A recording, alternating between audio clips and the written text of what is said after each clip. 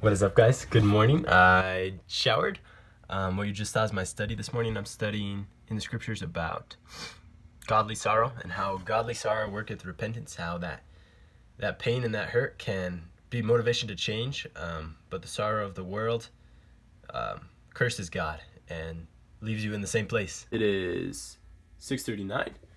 I just wrote down, I have these scriptures by my bed that I read every night until I have it memorized, and then when I have it memorized, I switch it out for a new one. So this is my old one in Helaman, and then this new one that I wrote out this morning is the replacement. So I'll switch them out, and then I'll go upstairs and make breakfast.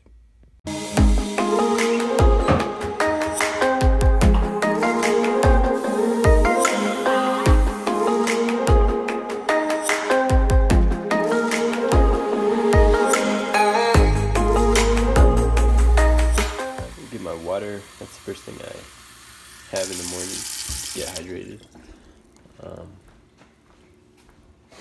I like my water warm, especially first when I wake up. So I microwave it. The water's warm, it doesn't bother my sensitive teeth as much, and I've heard that it's good for digestion and that kind of thing, so I can never wait long enough on the tap for it to get warm enough, so I just microwave.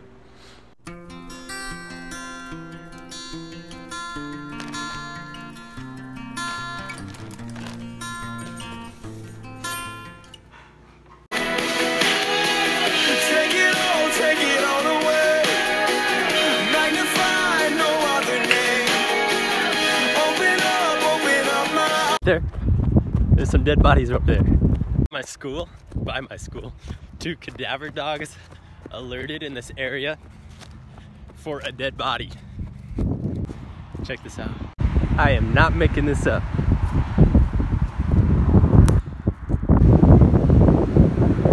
This says crime scene? Yes, it do. We have a forensics class at my school. I took it last year, and forensics is like the crime scene, like the science, right? The investigation techniques, and the forensic classes are digging up the body. This is my lunch. Ooh, ooh, ooh.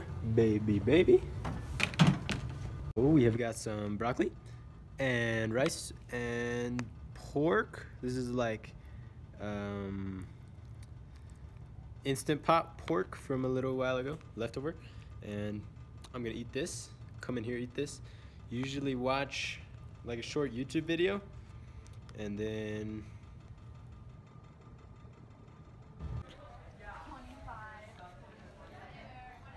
arriving home. It is 4:30 p.m.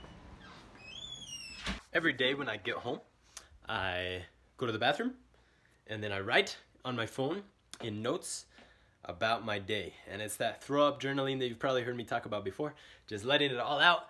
I'm no longer, sitting in the puddle of everything that I've experienced so far in the first half of my day. Now I'm home.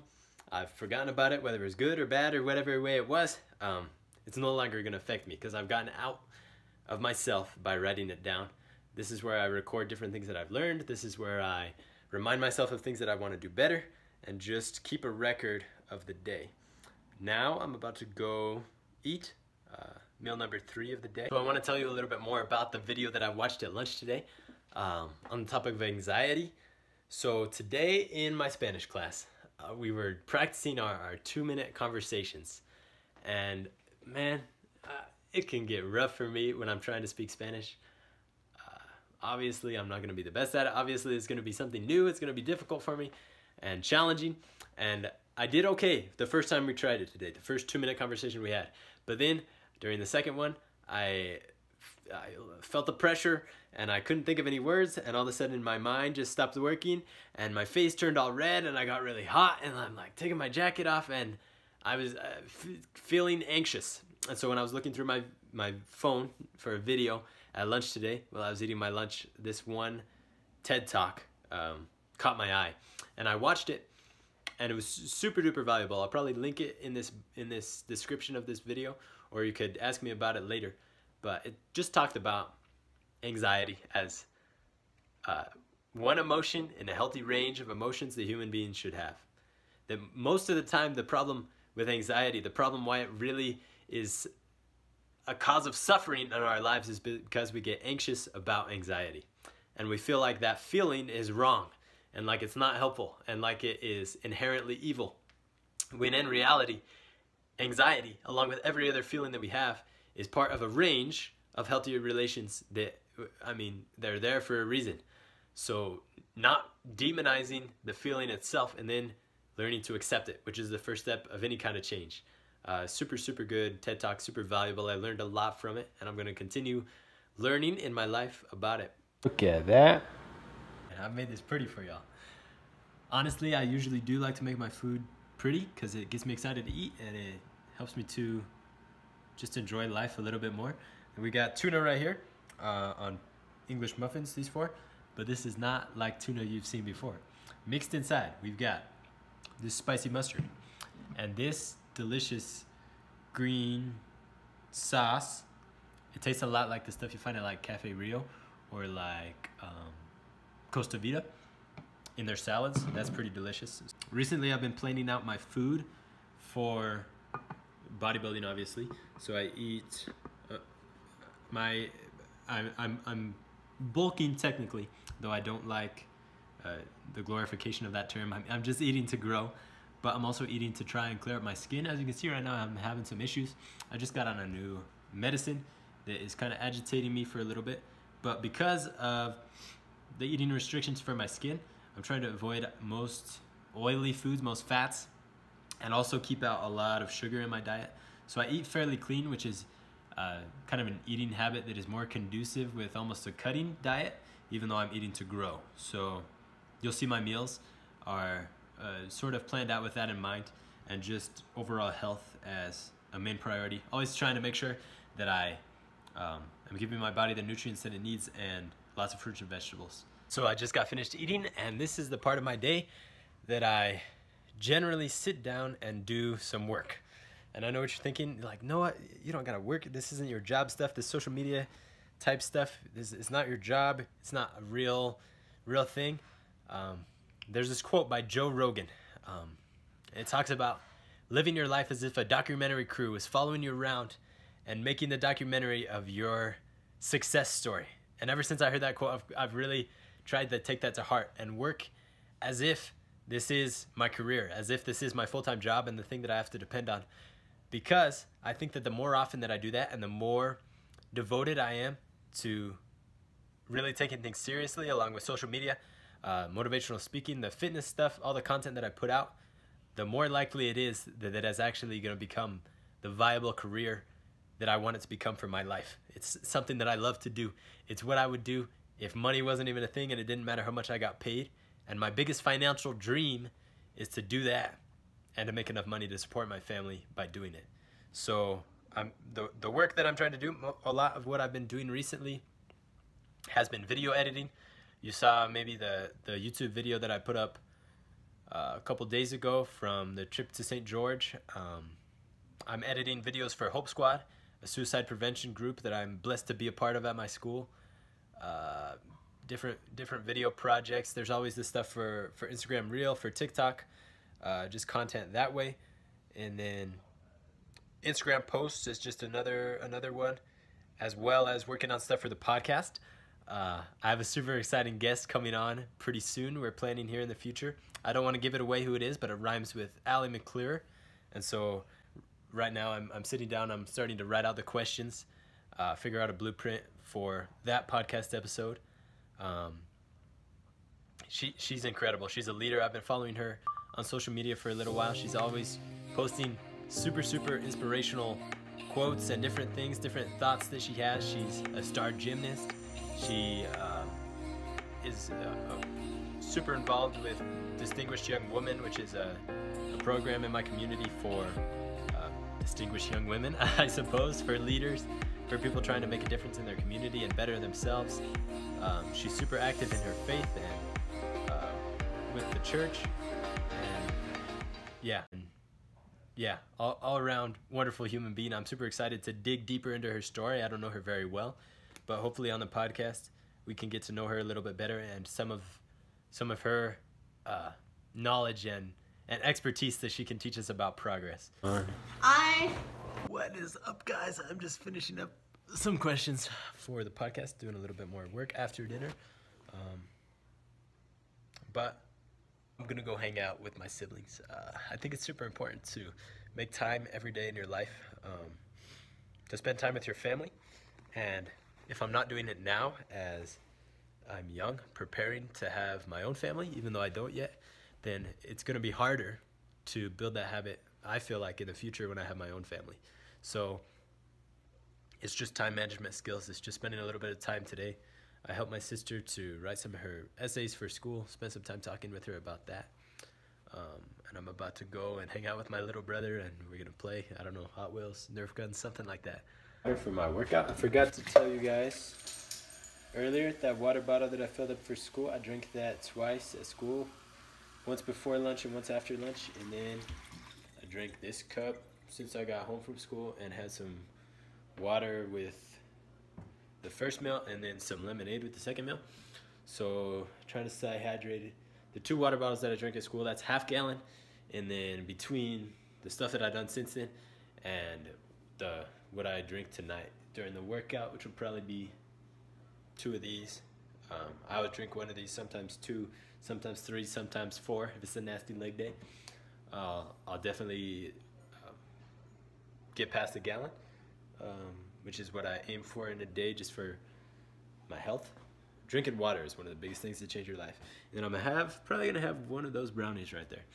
I typically eat some kind of a treat, a dessert, like my sugar of the day is more focused around my workout. I don't know how sound that is scientifically exactly, but I mean, obviously it's a simple carbohydrate, which means it's gonna go into your bloodstream fast. It's gonna be a fast acting sugar, right? You're gonna get that energy fast, and it could help contribute to the pump in the gym. So that's when I usually eat my treat.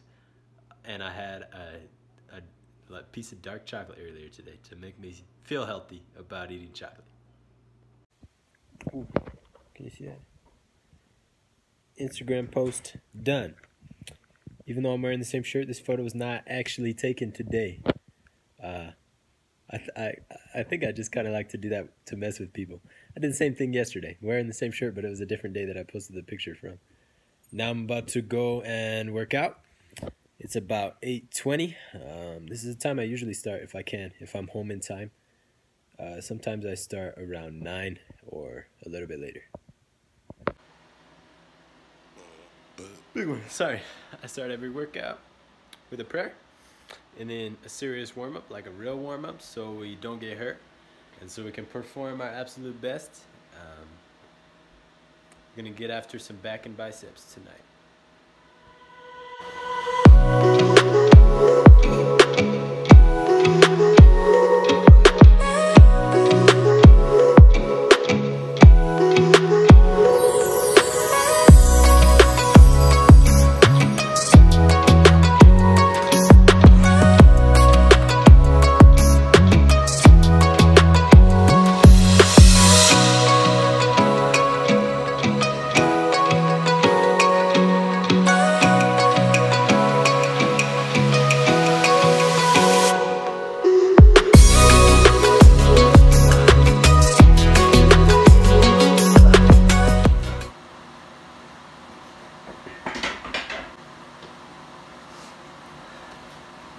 Honestly, a little bit upset right now because in the other room, my dad is watching Creed 2 on Hulu.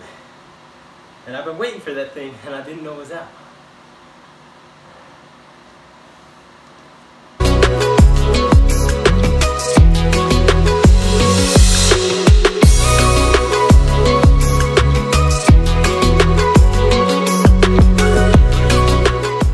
Alright, it's about 10 o'clock. So about 2-hour workout, but I haven't been here I mean, I train high intensity, but I haven't been doing that the whole time. I haven't been here the whole time, 2 hours straight. There's a little bit of rest times in between. I make sure I drink my water. This is my second one, and that's the end of that. We have family prayer, and I did an email in between. So, though I would like to be, kind of, I don't know if I would like to be.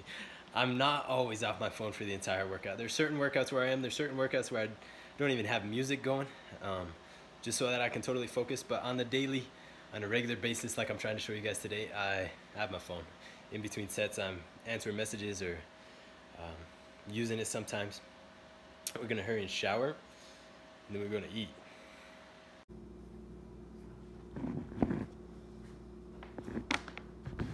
Now this right here is one of my favorite parts of the whole day. Just had my workout. Typically the only one who's up and awake. Getting my last meal of the day. Tonight's gonna be this vegan protein. Sometimes it's always just protein and calories, just extra calories for the day. So sometimes if I have a really nasty good workout, it's like I get weird cravings and I find something in the fridge and throw it together. Sometimes it's a protein shake like this. So I'll do this, eat this with a piece of bread, and then go do, that's a washer over there in the other room. I'll do that, and then my skincare routine, and then I'll go and read scriptures just a little bit more and say my prayers goodnight and write in my journal, assess my day in the 4 categories of progress that I measure myself in. They're just physical, intellectual, spiritual, and social, and that'll be a wrap of the day in the life. I talk about prayer and scripture and God a lot, especially at the beginning of my day and at the end of my day. And it's not to be like, oh, family prayer and like all righteous, but it's because that's what I want my days to be focused around, is Jesus Christ. The ultimate example of progress, right? The ultimate example of service. And I believe that if I start my day in Him and I end my day in Him, I want the whole middle to be that way, obviously, but sometimes we mess up along the way. As long as I start the day in Him and I end the day in Him, focused upon what I'm supposed to be focused upon, that's a pretty good way to be. And I don't mean to show it off, like I said. I don't mean to flash it around, but at the same time I don't mean to hide it.